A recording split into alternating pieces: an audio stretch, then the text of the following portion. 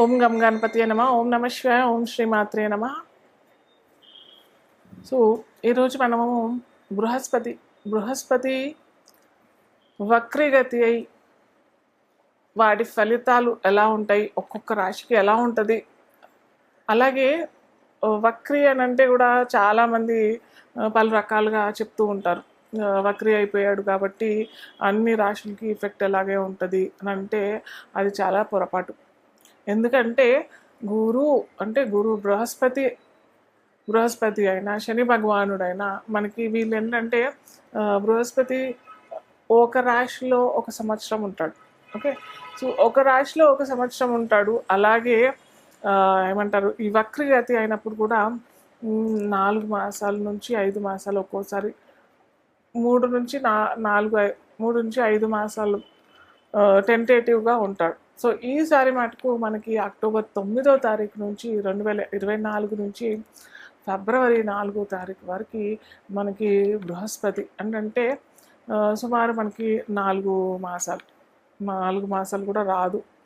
So కొద్దిగా అటు 3.5 మాసాలు లేదా కొద్దిగా ఎక్కువ పై చినుకు సో వస్తుంది. కాబట్టి చాలామంది ఏంటంటే వక్రీ అని అంటే బృహస్పతి మనకి ఇప్పుడు వృషభ రాశిలో ఉన్నాడు కాబట్టి వృషభ రాశి నుంచి మేషరాశిలోకి వెళ్ళాడు. యాక్చువల్గా వెళ్తూ ఉన్నట్టుగా మనకి ఈ ఏమంటారు, నవగ్రహాలు మనకి తిరుగుతూ ఉంటారు కదా, సంచరిస్తూ ఉంటారు కదా. ఆ సంచారణలో మనకి ఎక్కడి నుంచో అది అంటారు కదా, స్కై వ్యూ అంటారు కదా. సో ఆ రకంగా అక్కడి నుంచి చూసినట్టయితే కొద్దిగా ఏమంటారు, స్లోగా అయిపోయినట్టుగా మనకు కనిపిస్తుంది. సో దాన్ని మనము వక్రీకరంగా మనం పరిగణించి వాటి ఫలితాలు ద్వాదశ రాశుల వారికి ఎలా లభిస్తుందో మనము చూస్తామన్నమాట.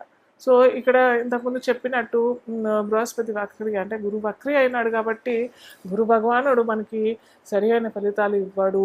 వృషభ రాశి వారికైనా కానీ ఇంకా ఏ రాశి వారికైనా కానీ సరి అయిన ఫలితాలు ఇవ్వడు అనేది చాలామంది అంటూ ఉంటారు. కానీ ఇది కరెక్ట్ కాదు. ఎందుకంటే మన జాతకాల్లో కూడా కొందరికి మీ జాతకాలు చూసుకోండి. ఫస్ట్ మీ జాతకాల్లో చూసుకున్నప్పుడు అయితే ఏ గ్రహం వక్రీ అయి ఉంది అనేసి అక్కడ మీకు ఇప్పట్లో మనకి చాలా సాఫ్ట్వేర్స్ కూడా లభిస్తాయి. లేదా మీకు తెలియదు అని అంటే ఎవరన్నా జ్యోతిష్యుల్ని సంప్రదించి వారితో మీరు కనుక్కొని గురు వక్రీ లేదా శని భగవానుడు వక్రీ, గురు భగవానుడు వక్రీ లేదా బుధుడు వక్రీ అయినాడు అని అంటే మటుకు ఇప్పుడు మనకి ఎప్పుడంటే ఈ గురు వక్రీ అయినప్పుడు వీళ్ళకి ఎప్పటి నుంచో ఏదన్నా కోరిక ఉండింది. ఫర్ ఎగ్జాంపుల్ ఒక జాబ్ లభించాలి అని ఎప్పటి నుంచో అనుకుంటున్నారు. విద్యార్థి స్థానం నుంచి జాబ్ సిచ్యువేషన్ దాకా వెళ్ళినప్పుడు జాబ్ లభించట్లేదు. చాలా ప్రయత్నం చేస్తున్నారు కానీ లభించట్లేదు అన్న వారికి, లేదా మేము జాబ్లో ఉన్నాం కానీ ప్రమోషన్ దొరకట్లేదు, మాకు చాలా ఇబ్బందులు అవుతున్నాయి అని అన్న వారికి, లేదా ట్రాన్స్ఫర్ అవ్వట్లేదు మాకు జాబ్ నుంచి, మేము అనుకున్న ప్లేస్కి వెళ్ళాలి అని అనుకుంటే లభించట్లేదు అని అన్న వారికి మనకి వాళ్ళ జాతకంలో గుర్తుపెట్టుకోండి, ఇది ఖచ్చితంగా గుర్తుపెట్టుకోండి, వాళ్ళ జాతకాలలో గురువు వక్రీ అయినట్టయితే వీరికి ఈ సమయంలో మంచి ఫలితాలు వస్తాయి. ఓకే, గురువు గుర్తుపెట్టుకోండి, మళ్ళీ చెప్తున్నాను.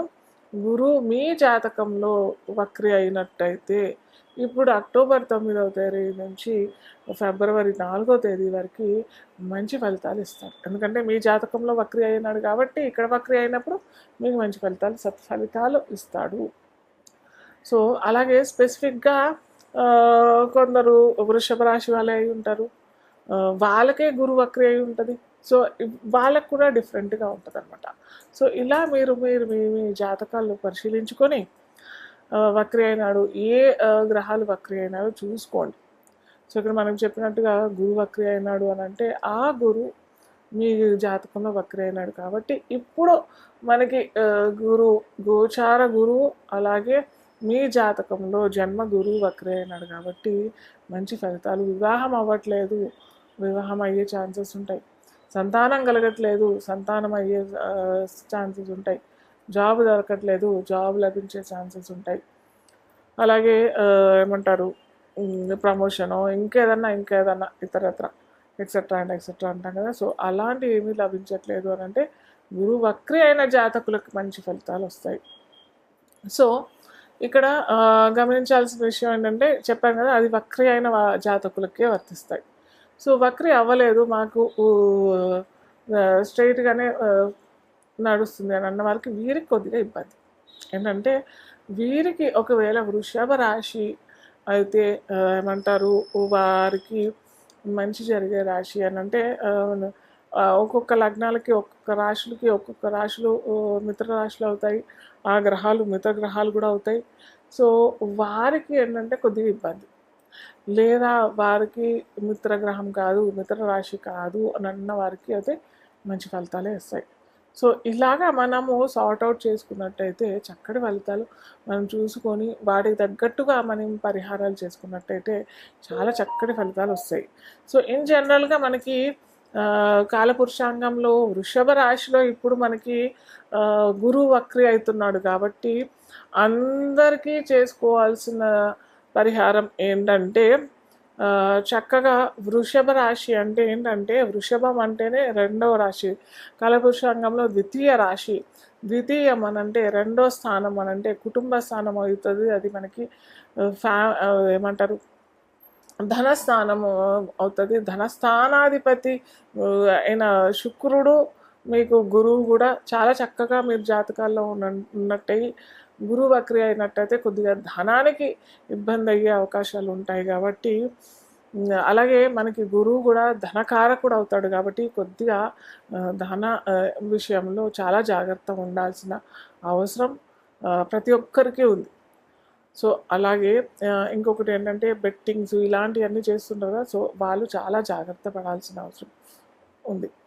అలాగే అందరూ చేసుకోవాల్సిన మంచి పరిహారం ఏంటంటే, చక్కగా గురువారం శుక్రవారం అందరూ ఏమంటారు, మహాలక్ష్మి ఆరాధన చేస్తూ ఉంటారు. సో అలా శుక్రవారము గురువారము 2 వారాల్లో ఈ గురు వక్రి అయినప్పుడు చేసుకున్నట్టయితే చాలా చక్కటి ఫలితాలు వస్తాయి. ఎందుకంటే మహాలక్ష్మి అష్టకం చేసుకోండి అందరూ. మహాలక్ష్మి అష్టకము 3 సార్లు, అంటే ఉదయం, మధ్యాహ్నం, సాయంత్రం వేళన్నా చేసుకోవచ్చు. లేదు మాకు అంత టైం లేదు అని అంటే కేవలం ఒకటే కూడా 3 సార్లు చదవండి. కేవలం పెద్దగా కూడా ఉండదు, 8 లైన్లు ఉంటాయి అంతే, 8 నుంచి 10 లైన్లు ఉంటాయి అంతే మహాలక్ష్మి అష్టకం. సో అది చదవటానికి ప్రయత్నం చేయండి. అంటే మీకు చూసి చదవటానికి 5 నుంచి 10 నిమిషాల కంటే ఎక్కువగా సమయం కూడా పట్టదు. సో ఇది ఖచ్చితంగా చేసుకోవడానికి ప్రయత్నం చేయండి. అలాగే పసుపు మీకు ఆ రాశి ఇప్పుడు అన్నీ చెప్పుకుందాం, ఏ రాశి వాళ్ళు ఎలా చేసుకోవాలో చెప్తాను. సో ఆ రాశి వాళ్ళు ఆ రంగు వస్త్రాలు కూడా ఇస్తున్నట్టయితే ఒక బ్రాహ్మణుడికి లేదా మీ గురువులకి లేదా ఏమంటారు, మీ ఇంటి దగ్గర దేవాలయం ఉంది అక్కడ ఉండే పూజారికి ఇస్తానంటే కూడా చాలా మంచి ఫలితాలు ఇస్తారు. అలాగే మేము ఇవన్నీ ఏమీ చేయలేమనంటే గోవుకి అరటిపళ్ళు పెట్టండి.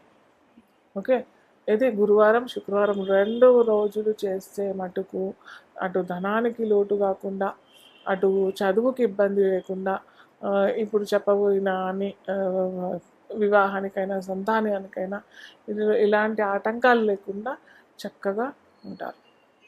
మిథున రాశి వాళ్ళు ఎలా చేస్తే, మిథున లగ్నం తెలియని వాళ్ళు రాశికి చేసుకోవడం బెస్ట్.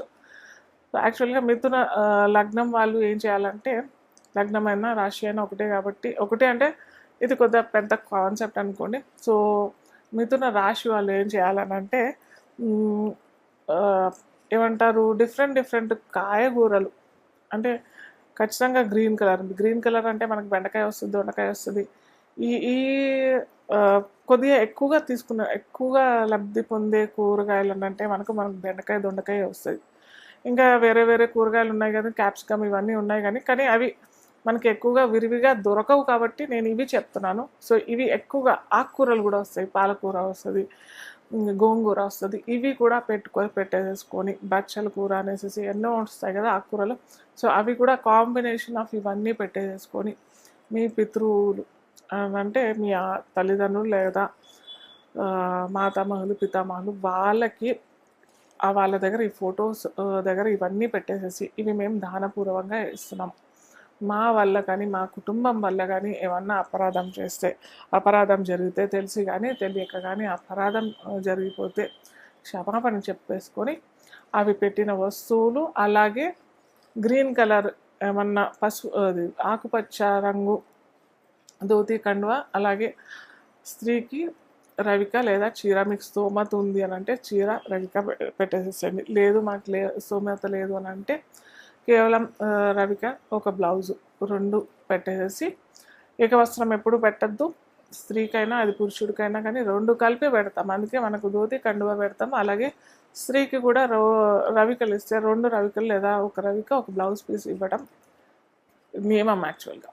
సో ఆ విధంగా ఇచ్చేసేసి మీరు ఆ బ్రాహ్మణుడు ఆశీర్వాదం తీసుకొని మీరు చక్కగా పరివారంతో పాటు ఎవరన్నా పిల్లలు ఉన్నారు లేదా మనవాళ్ళు ముని మనవాళ్ళు ఉన్నారు అని అంటే సకుటుంబ పరివార విధంగా కలిసి అమ్మవారికి అది మీ మాతామహులు పితామహులు ఆశీర్వాదం తీసుకొని బ్రాహ్మణుడు ఆశీర్వాదం తీసుకొని స్వయం పాకంతో పాటు ఈ కూరగాయలు ఈ వస్త్రాలు దానం చేయండి. చేసి మీకు మీ కుటుంబానికి సర్వవేళలా ఆ పితృదేవతల ఆశీర్వచనాలు లభించాలి అని చెప్పేసి కోరుకుంటూ